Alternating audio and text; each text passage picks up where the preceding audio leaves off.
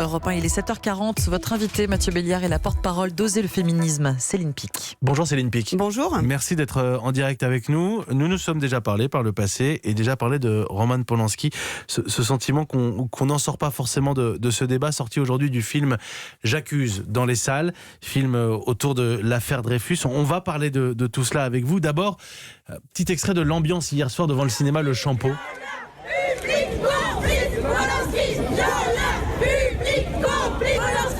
C'était hier devant le Champeau, à Paris, un cinéma à Paris. L'avant-première y a été annulée. Polanski violeur, ok. Public complice. Si on va voir ce film, on est complice à vos yeux ?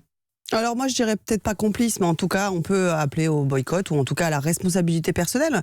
Et puis surtout, et ça c'est le plus important, parler du dossier de presse, parler de ce que Roman Polanski est en train de faire, c'est-à-dire inverser les victimes et les bourreaux. Et ça, le dénoncer haut et fort et montrer que le monde du cinéma aujourd'hui a une forme d'amnésie sélective, puisqu'on voit à quelques jours d'intervalle entre l'affaire d'Adèle Haenel d'un côté et puis de l'autre côté les accusations de Valentine Monnier, le deux poids deux mesures. Très bien Céline Pic, c'est le programme de l'interview des 5 minutes qui viennent, vous avez tout dit. Non mais très bien. Le dossier de presse, puisque vous en parlez, dossier de presse de Gaumont pour la sortie du film J'accuse. Il y a eu plusieurs versions, oui. Ça a été modifié. Il y a eu aussi plusieurs discours dans plusieurs interviews différentes. Un coup, Roman Polanski se compare à Alfred Dreyfus. Un coup, non. C'est ce qui vous a choqué? Alors, nous avons été toutes choquées par effectivement le dossier de presse, où en fait on nous dit toujours il ne faut pas mélanger l'homme et l'artiste. Mais en fait, l'homme et l'artiste sont complètement mêlés. Et là, on le voit. C'est lui qui les mélange. Il les mélange et il utilise le dossier de presse pour attaquer Bille en tête, MeToo, et il dit clairement, pour être extrêmement clair, des histoires aberrantes de femmes que je n'ai jamais vues de ma vie et qui m'accusent de choses qui se seraient déroulées il y a plus d'un demi-siècle. Donc il traite les femmes victimes qui témoignent de viol, d'affabulatrices, de menteuses, et puis il nous compare à une forme de néo-macartisme, ça a été dit une fois dans une interview, et puis des choses dans les réseaux sociaux qui condamnent et exécutent, les accusations mensongères, le néo-macartisme, c'est pas lui, c'est Monsieur Bruckner, c'est Pascal Bruckner qui le soutient et qui l'interrogeait dans ce sens-là. Et lui, par contre, parle dans son dossier de presse de procédure juridique pourrie. Je rappellerai simplement qu'il n'a jamais eu de procès. Voilà, donc simplement essayer de remettre les choses à l'endroit et de dire que c'est scandaleux et honteux que le monde du cinéma... C'est un peu plus technique que ça, il n'y a jamais eu de procès juste sur 1977, mais cela dit, il n'y a jamais de condamnation définitive. Il est toujours recherché, officiellement, il est toujours fiché chez Interpol, toujours recherché, il ne peut pas circuler en dehors de la France, la Suisse et la Pologne, si je ne dis pas de bêtises. C'est ça, ce sont les pays aujourd'hui qui refusent de l'extrader aux États-Unis, mais il y a une demande d'extradition depuis des décennies aujourd'hui, parce qu'on attend toujours le procès de Roman Polanski aux États-Unis. Donc, sachant ça, il y a un sentiment effectivement de colère, parce qu'on a l'impression que le monde du cinéma avait avancé depuis MeToo, et MeToo expliquait une chose extrêmement simple, c'est pourquoi les victimes se taisent, pourquoi les victimes ne parlent pas. Les victimes ne parlent pas dans le cas de Weinstein ou dans le cas de Polanski, parce que vous êtes face à quelqu'un de puissant qui a la possibilité de construire ce silence. C'est ce que dit Adèle Haenel. Elle explique qu'elle est... en situation de, grâce à sa notoriété. Il faut comprendre, femme blanche, riche et célèbre, qui a bénéficié aussi, soulignons-le, d'une enquête approfondie de nos confrères de Mediapart. Et donc, elle peut accuser Christophe Ruggia.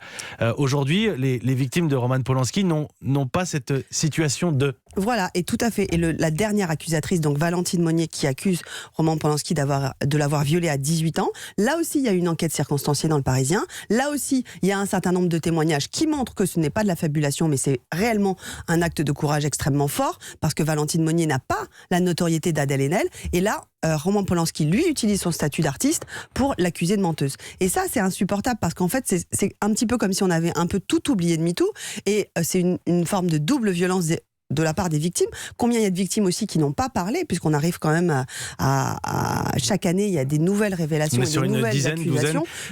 On parle de viol, on parle de viol pédocriminel. Pédocriminel. Donc viol pédocriminel, c'est-à-dire envers une enfant. Donc toutes les enfants qui ont été violés dont les femmes accusent Roman Polanski de viol, avaient toutes entre 10 et 18 ans au moment des faits. Donc c'est vraiment le même stratagème, c'est utiliser sa puissance. Et là, Enfin, vraiment, il faut, je pense, souligner une spécificité française. C'était ma question ensuite. Parce qu'aux États-Unis, voilà, on a l'impression qu'on a fait un peu de ménage. Je ne voudrais pas non plus dire que tout est blanc, tout est clair désormais, mais ce qu'il y a aujourd'hui, on sent une forme de malaise, et c'est un euphémisme. On parle de la promotion du film, d'acteurs qui ne veulent plus défendre le film, même s'ils ont accepté de le tourner. Hein, attention. Il y a une spécificité française. Il y a un problème dans le cinéma français. Il y a une spécificité française avec une forme de statut de l'artiste qui le dédouanerait de un petit peu près tout. Donc, Christophe Rougier a parlé de Pygmalion. C'est ça aussi qu'on veut dénoncer et décrypter. Il n'y a pas de Pygmalion qui autoriserait les hommes sur les tournages de cinéma à agresser sexuellement les jeunes actrices, et en particulier les enfants de 12 ans. C'est ça la réalité des faits de ce qu'on veut dénoncer, et il serait impensable aujourd'hui que Weinstein, libéré sous caution, continue à faire des films aux États-Unis. C'est impensable. Donc effectivement, il y a une spécificité française, et c'est ça qu'on veut décrypter. Il n'y a pas de statut de l'artiste qui serait sous prétexte de génie artistique. Mais pardonnez-moi, pourquoi Polanski, il a 86 ans, les temps ont changé, on a eu beaucoup de discours, il y a aussi beaucoup de comédiennes qui parlent aujourd'hui, et pas qu'Adèle Haenel. Pourquoi est-ce qu'il est protégé à vos yeux, Roman Polanski ? Ah bah ça m'étonne toujours. J'avoue que c'est aussi pour ça que je suis là, et pour interpeller le monde du cinéma en disant mais arrêtez, ouvrez les yeux. On peut pas en même temps, et ça c'est un exemple extrêmement typique, Dujardin qui a fait le film avec Roman Polanski. Il a accepté de faire ce film avec Roman Polanski. Il aurait pu déjà se poser des questions sur qu'est-ce qui allait se passer au moment de la promotion, est-ce qu'on allait lui poser des questions sur ces affaires-là, et il a applaudi, il a soutenu Adèle Haenel. On peut pas en même temps soutenir Adèle Haenel et en même temps protéger Roman Polanski, accuser Valentine Monnier et toutes les accusatrices de Polanski de menteuses, et dire que MeToo c'est un peu fatigant. C'est juste pas possible, c'est une question de cohérence, et on voit bien que l'impunité des violeurs et l'impunité des agresseurs est étroitement liée au pouvoir et à la capacité d'organiser le silence grâce à votre pouvoir, et c'est ça qu'on a appris de MeToo, et Roman Polanski reste encore puissant dans le monde du cinéma malheureusement, et c'est pour ça aujourd'hui qu'il continue à sortir des films, qu'il continue à obtenir des prix à la Mostra de Venise, et qu'il continue à utiliser son dossier de presse pour accuser les femmes de menteuses, et c'est insupportable. Merci Céline Pic. Je voudrais juste préciser pour terminer cette interview, puis ensuite chacun se fera son avis. Vous pouvez d'ailleurs réagir au 3921 si vous le souhaitez. Juste préciser simplement que nous avons contacté énormément de gens du cinéma français qui se sont exprimés sur MeToo ou qui ont travaillé avec Roman Polanski, et que personne n'a voulu nous répondre. Voilà, simple précision. Céline Pic, merci beaucoup.